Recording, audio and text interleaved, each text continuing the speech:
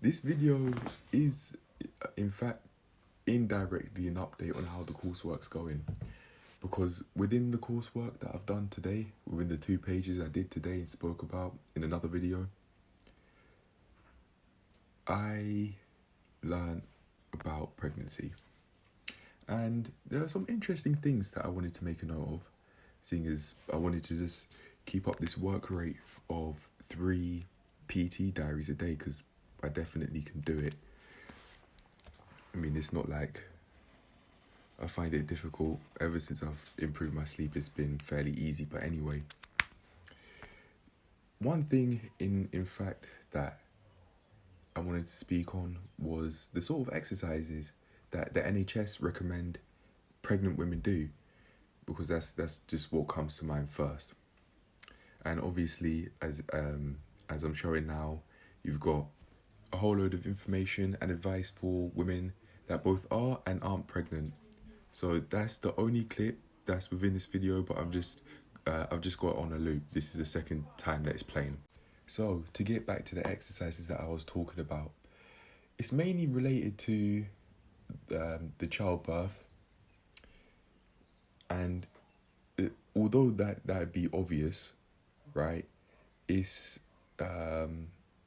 the exercises were based on not just like the stomach, but also pelvic floor and pelvic tilt to prepare the woman for the labor process and giving birth, and also for, as they said, postnatal recovery. They being the information that I'm showing in the book, the people who made this book.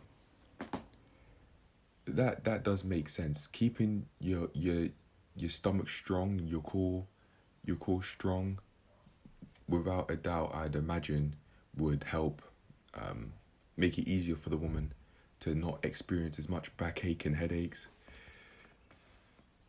That's not something that I think of though, because I mean, I don't really do much research on pregnancies, and I'm not a woman, so I haven't really had a reason to learn about pregnancies, because it's not a part of men's health. However, I might one day be helping someone who's pregnant exercise, so this is definitely important to me, and it could apply to me in the future. So it's definitely worth learning about this stuff for that reason, but just out of interest and just learning this stuff, just overall health stuff, is enough of a reason for me personally to learn about pregnancy stuff. But anyway, speaking of training people, I in fact do remember one time in the very first gym that I showed myself going to on this channel, I remember a lady actually being pregnant and being trained by an advanced PT that I decided to call Isaac. And it seemed like the exercises were also core based, and now I understand why. If I could have put some thought power into it, but I was just doing my own thing back then. I saw that the lady was pregnant, but that was as far as it went. But yeah, it makes sense. As a PT though, I probably wouldn't have recommended her to do a plank. On one end, I'd imagine that he didn't seem like he was taking her through strenuous exercise which could have harmed her and her baby.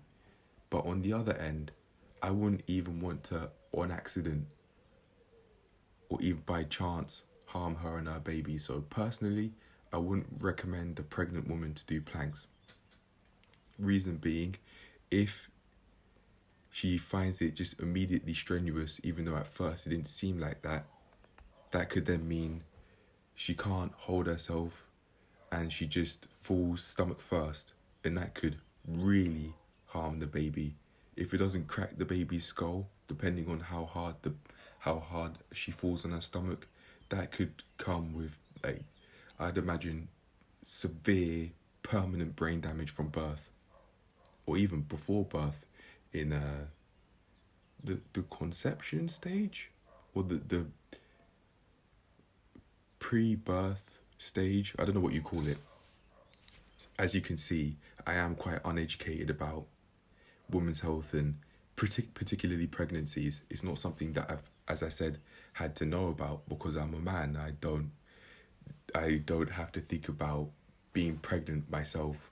But I have learned quite a bit, like knowing about backaches and stomach aches, and even in the past, speaking to someone who was pregnant, they said that the food tastes like vomit, and it just seems like it's a really like extremely uncomfortable time, even before labor and giving birth, and that process of labor could last for days. I didn't read that in the book, but it's just something that I heard online with some woman say who has got a kid on some basketball show. But yeah, man, it just seems like that, and that's the easiest part. The getting pregnant, the 9 or so months,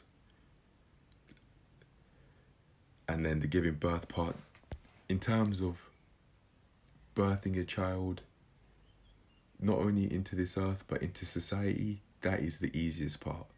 Then they have decades worth of efforts past that point.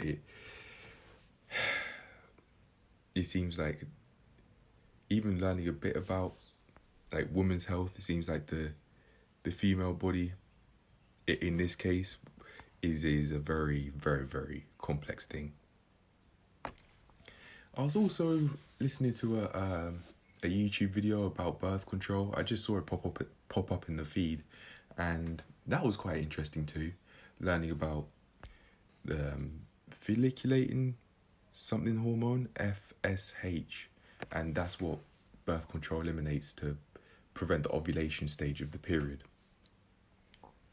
No eggs going into the uterus, no child, or no eggs ovulating, no child, basically. That's what birth control does, as far as I'm aware. And it seems like after a lady who did research on this thing, where I watched the video from, it says like they said that actually has a really major impact on the sort of person that they'd pick from a hormonal perspective, because they'd be more in their progesterone phase or something like that. I don't remember what she said word for word, but she did name that hormone. So if you take the birth control, you look at men who don't have as sexually attractive characteristics from a evolutionary standpoint, whereas if you're off the pill, then you do the opposite. And these sorts of people who have, as she gave examples, these sorts of people who picked their partner, or the person who they picked to be their partner and who they married, they didn't actually like them anymore when they came off the pill, and some of them didn't even like the scent of the people who they decided to pick as their husband, which is very unfortunate. And that was even, if I'm not mistaken, just after the marriage, and one person who picked their partner married them. She was thinking of having sex with this person who decided not to have sex before marriage, but then as soon as they married, she just wasn't interested, and that whilst on birth control, as far as I'm aware. And she was wondering why is it like this? Why is that the case? Little did she know, the birth control pills that she was taking could have had a very distinct and significant impact on her decision with picking her partner, and hence it's kind of like maybe from a man's perspective, maybe this is like what people call post-nut clarity. Maybe this is like coming off birth control could be like the the female equivalent of post-nut clarity. When you come off, like you are in a different, you're looking at things from a different perspective hormonally, just life in general, I'd assume, as hormones do play a part in how we act, and therefore the thoughts we think. I'd imagine that is the female equivalent of post-nut clarity, but I might just be talking rubbish. Anyway, I've said more than enough. I feel happy with how much I've said. As you can see, there's a lot more information on the screen which has been playing throughout this video that goes into detail about